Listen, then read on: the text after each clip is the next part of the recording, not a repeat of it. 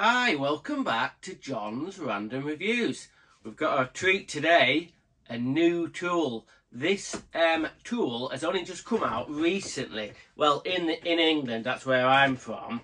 I think this tool you could sort of get in China, Japan quite a few months ago. I've seen a video of someone using this about 5 months ago, and then I've been waiting and watching the internet to see when this comes out. This is not the kind of tool that I would generally buy to use, but I do like to try and get one of the first videos of a new MAKITA tool. You know what a MAKITA fanboy I am, so as soon as I found out this was coming out, it's not easy to find out exactly when the release dates are on some of these new MAKITA tools. But I looked on the internet and I saw this. It was actually for sale in the Netherlands, and there was about a month ago. This was for sale in the Netherlands, and there was no UK sellers yet. Nobody in the UK was selling this, so I thought, right, I'm going to get this, and I'm going to get it posted from the Netherlands, and I'm going to be the first to actually review this before it comes out in the UK. No, it didn't work out that way, because it took a month to come from the Netherlands. Now, let's look at the pricing of this. If you're in the UK, you can now buy this. Well, I tell you what, muckers, I better tell you what it is. Well, you can see by the box. This is the new MAKITA pruning saw, cordless pruning saw. It's on the LXT platform, so it's 18 volt. And it's the first kind of tool or machine ever that I've had that's like a chainsaw. This is a mini chainsaw. Although it's called a pruning saw, a chop-off saw, it is a chainsaw. So this is a bit of a strange departure for me. I probably won't, to be honest here, I wanted to review it so people could see it and see how it works. We're going to do all the demo, we're going to go through it, we're going to do a close-up of going through all the details of it. Some of it is not that good, but anyway, I haven't tested it yet. The model number for this machine is the DUC101, and this is a Z because it came with no batteries, just the bare tool. From the Netherlands, this was up for a price of £175, but when I imported it, I had to pay import duty, which was £40. Now, I've seen an online seller in the UK. The cheapest I've seen is £155. So you could say, right, I've had my pants pulled down with this, because I've actually paid, oh my God, let's say £60 more, because I thought I was going to get it first in the UK, the first person to review it. But as we speak, you can get this in the UK, I think free postage, from one of the online sellers for £155. It's not cheap. It's not cheap. Whether it will be able to, it's all about the performing though. Is it going to perform? Is it going to do what it says on the tin, not in the box? If it performs for that money and you kind of getting good use out of it, it will be worth it. But it's like MAKITA seems to be getting more into like sort of gardening equipment. They've got tons of chainsaws. They've got some ones that go XGT chainsaws. You've got LXT chainsaws with 2 batteries, LXT chainsaws with 1 battery, and various chainsaws with various different lengths, cutting bars or whatever you want to call them. And then you can buy trimmers, lawnmowers, everything. Personally, I think that MAKITA should concentrate on power tools, not this stuff. But that's just me, because I'm a power tool nut. I'm not particularly... I'm interested in all the new MAKITA stuff, and I wanted to show you, good folks out there, the latest. This is the latest release from MAKITA regarding sort of gardening equipment. So, let's get it out of the box and see what you get in the box. I was a bit kind of like confused when I got in the box. I don't know whether this comes in every box really, but I opened the box and it's got this strange thing in the box. Nothing to do with MAKITA. The company must be Oregon, and it's a tool for sharpening chainsaw blades, chainsaw teeth, sorry. So I thought, why is that in there? It doesn't say anything on the box about this bit of kit being in the box with this MAKITA product. But when I've watched the videos from China or Japan 5 months ago when a guy was unboxing this, it was exactly the same. So am I going to tell you that every box of this, every tool is going to come with this? I don't know, because it doesn't, there's no literature saying this comes with that at all. So anyway, I don't even know how that bloody works. Now then, so you see that, I did say bloody, but I'm trying not to swear in this video, so bear with me. So anyway, it's got the instructions book, which actually, tell the truth, I've read a little bit because I don't know much about chainsaws and all about the chain tensioning and stuff like that, and the chain adjustment and whatnot. And so I've read the instructions a little bit. So let's get down to the main event. We'll get this out. The only other thing in the box, put that down, is some chainsaw oil. So we'll go into that in a minute. What I'm going to do now is I'm going to move the camera a little bit closer so we can go through all the details of this. Well, it looks a little bit like a toy. It does looks like Fisher Price. I know, I don't know. No, I'm not saying that. It looks a bit cheap, but anyway, we're going to get the camera close up and we're going to have a really close look at this. I don't know if it's going to be amazing, but it's new MAKITA mini chainsaw or pruning saw. Okay, let's have a closer look at this MAKITA DUC101 pruning saw or mini chainsaw. So the motor is up here, an angle brushless motor, and it kind of looks at a funny looking shape, but I suppose that's just ergonomics to make it work. It kind of reminded me a little bit of this. The motor's sort of in here, but it's more sort of nearly vertical. The plastic clamshell is PA6 GF30. Now, let's get this sorted. These different sort of clamshell plastic ingredients or whatever, blends of different plastic. I'm no expert. If you want to know an expert on the types of plastic used on power tools, you need to watch that guy, Avi, AVE, from Canada. He knows everything about all the different blends of plastic. But first impression, this PA6 GF30 is the same as this one. Let's have a look. Yeah, PA6 GF30. But look at the difference. I don't know what's gone on here, but which one do I prefer the look of? This more like a matte finish, or this kind of glossy finish? Definitely not this one. It's kind of like a bit more blue, and it looks cheap. It could be the same material, but I imagine that this tool would get scratched and really scuffed really easily. And I don't like the shininess of it. But say that though, it's got the rubber overmolding, TPE rubber overmolding. It's got some on the top there, and it's got some on the handle there. Funny story, I thought it was rubber. I just thought it was glued on rubber, but TPE isn't a rubber apparently. I've done a little bit of research, and it's a kind of plastic, but yeah, it feels like rubber. So you've got a rubber overmolding there, and obviously a usual one on the actual trigger. This is the trigger down here, and this is the trigger lock. So when that's if you just pick it up, you can't turn it on. To turn it on, I haven't got a battery in it at the moment. See that little bit there? You just flick that down, and then you can depress the trigger. And if you're left-handed, MAKITA's got you covered.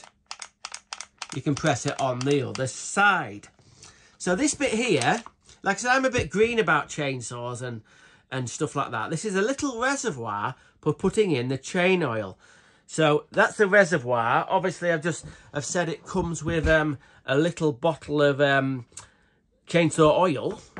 And then to take this top off, we'll just do that quickly.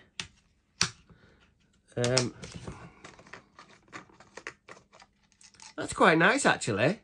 You can't come out because of that little wire. All chainsaw users, you'll be going, yeah, I'm used to that. And that just screws back in, and it's got a little clicking that clicks over. So this area here is where you do the chain tensioning. I'm not going to go into all the gory details of how to do that, because to be honest with you, I don't know. But you unwind this,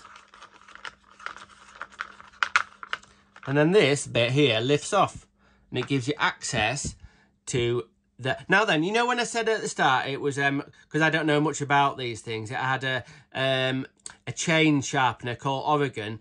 It's an actually... That must be a make of blade, make of chain, because it says Oregon on it. So there's some... I'm not going to go into the details, so don't... I say, how come you don't know how to do the tensioning? And if you're a chainsaw guy, you're going to know, because this has got... The tension on these chains has got to be just right. But anyway, this is how to get access to do a bit of chain tensioning. And then to get it tightened up, it's got this bit that flaps up here. But honestly, you just spin it around like that. Like that. And then for the last bit, you give it a little bit of a tweak. Right. This thing is going to get used outside, obviously, for cutting on small branches or going up a tree and cutting off small branches. What if it gets dropped? How much impact? I'm not going to drop it. Bloody hell. Because I personally think it's not that strong. Now, I've said it. I think there's glass fibre in this over-moulding, but I'm not sure how much. But as you look at that, you can see it's got some strengthening bits inside it. On a normal Makita drill or something like that, you won't see them marks there. So obviously that's kind of like ridges inside to make it strong. It just does seem pretty... Yeah, it doesn't bend. Doesn't bend. Not sure about that bit. This bit's obviously there to protect your hand. But... yeah, it's flexible, so it's not like a really hard plastic, so it would sort of bend a bit. It wouldn't break straight away. But let's say it dropped and it wasn't onto grass and it was onto a pavement or something, or whatever, concrete. I think they should have put some more over-moulding over this bit here, because that's going to break. You can imagine that would sort of like fall onto that, and potentially break that. I'm always thinking of stuff they can improve on these Makita tools, which is a good thing, but they don't take any notice of me. So other things of note, you see this little metal bar here? That's so you can lean that up against the bit of wood. So that's got to be there to stop this wearing away here. And that's what you definitely don't want, this tank wearing away. So it's got that metal bar. When you're going to cut a branch, apparently you could put the branch right against this metal bar. One other very, well, interestingly bad idea about this, or sort of design feature of this, it hasn't got an IP rating. An IP rating is about how long you can use it in the rain. This thing is going to be used outside all the time, and if it's a little bit showery, and you're in the middle of a job or up a tree, it says in the instructions, do not get this thing wet. It hasn't got an IP rating at all. You cannot use this in the rain. Like I said, I'm not going to test it. I'm not going to see how wet it's going to get before it blows up. But on here it says here, no rain. You can't use the rain. Don't know what that symbol means. This is a bit of a weird one. It says use 2 hands on this machine. I thought the whole idea was for this is because it was one-handed. I thought that was the whole design. When I've seen a bit of a video, people hold it with 2 hands. I thought it was meant to be a one-handed pruning saw, so you could kind of use it on arm's length. But anyway, you suppose you could kind of use it two-handed if you wanted to cut through a thickish log. Now, I don't think we're going to do a little bit testing and how thicker logs we can cut on this. It's got a 100mm cutting blade or what, a cutting bar, so it's not going to be cutting down some massive trees, but we're going to see what it'll do in a little bit. But I don't particularly like the fact that it's got no IP rating and you can't get it wet. It's quite light though. It's quite light. I think it's about 2 kilograms or something. What we'll do, we'll stick a battery on it. This is a fully charged 5-amp battery, and we'll take the cover off and we'll see it running. So remember, you've got to press that in there. I'm a bit cack-handed. Press that in. Crikey. Looks a bit dangerous, I guess. Compared to some bigger chainsaws, it doesn't run very fast, but it does stop. It's got a brake on it, so when I release the trigger, there is probably about nearly a second until it stops, but it's okay. So the next thing we're going to do, we're going to take it outside. I'm going to cut some bits of wood. I've seen an old gadget joiner use a chainsaw, and he was a wizard with it. So we might even try and cut a little bit of 3x2 just to see how it performs that way. But mainly, this is for cutting down small branches, like 3 inch probably. I don't know, maximum branches. Maybe it might do a 4-inch branch. I don't know, but we're going to get into the testing stage. So we've got some good points. It's, well, what are the good points? No. Well, the good points are going to be more in the performance. I don't particularly like this kind of like glossy, plasticky, cheapy look there. And I don't like the fact that it's got you can't get it wet at all. Not like you're going to work in the heavy rain, but if it is a little bit like spitting or whatever, you'd like still be able to use it a little bit. But no, it says you cannot. I guess, honestly, if it got a tiny little bit wet, it's going to be all right. Let's be honest, it's going to be fine. It's going to be fine for left. If it's just in the middle of a job, it's going to be fine. It's a bit of a funny looking tool, but anyway, okay, let's get on to the testing. Right then, we're in the back of beyond, where they clog ducks and you can't shit for nettles. Anyway, that's a good saying. Anyway, I didn't say the F word, but look, I've got my lumberjack shirt on, so we're ready to go. So, what do you reckon? Start with this one.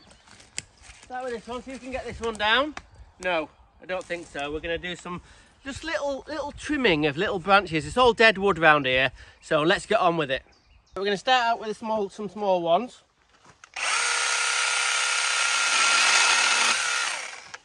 Pretty good so far.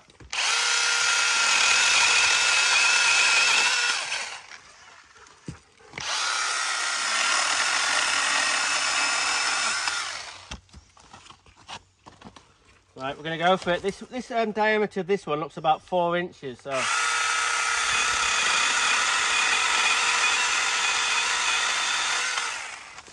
Below my neck. Should we try this one?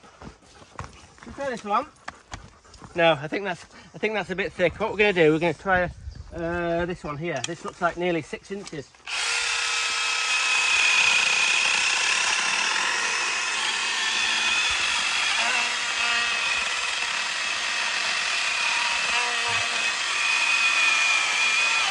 Oh, going to get to that. Oh, it's done it. Right, as you can see, Pepper is destroying her bit of wood. What we're going to do here is we're going to cut this bit of wood with my new saw, but then we're going to try and cut it with my one-handed recip saw with a wood cutting blade. So we'll see which is better. It's like one of them comparison things. I know it's not apples and oranges or peas and carrots, but anyway.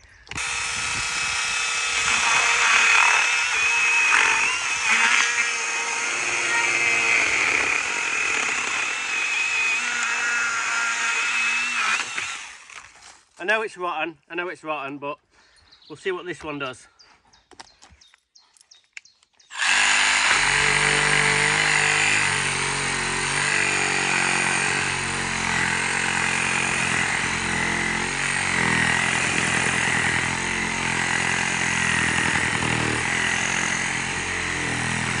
Now I know what you're saying, this blade, it looks a little bit dull, but it is a little bit, but I think the mini chainsaw worked a lot better. We'll just do one more cut.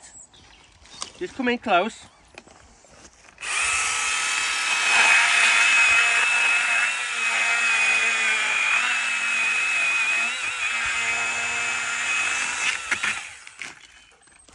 There we go. It's all getting a bit clogged up. I think if you take this bit off here, you have to give it a clean out. Let's have a look at what it looks like. Oh, yeah, oh, don't do that, Right, we're going to try and fell this dead tree here. I've never done anything like this before, but guess what? I watched a YouTube video on it just to see how to do it. So watch the YouTube video. First of all, we're going to do, we're going to cut these little branches off, and then we're going to put like a cheese slicey thing like they do, and it's going to fall that way. So cameraman, just see how tall this is. It's okay.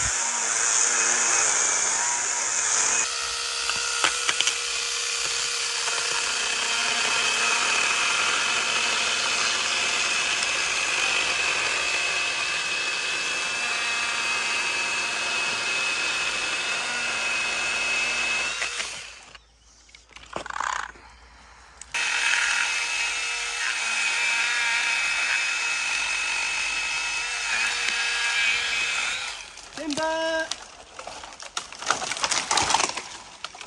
There we go. A little bit.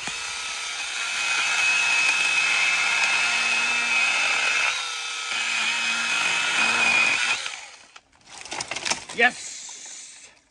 So, in summary, I think I've given it quite a good test. In summary, it's a good bit of kit. If you were a gardener or a landscaper or something like that, or had a big garden with lots of trees, just for cutting small branches, it's just the job. It's quite light.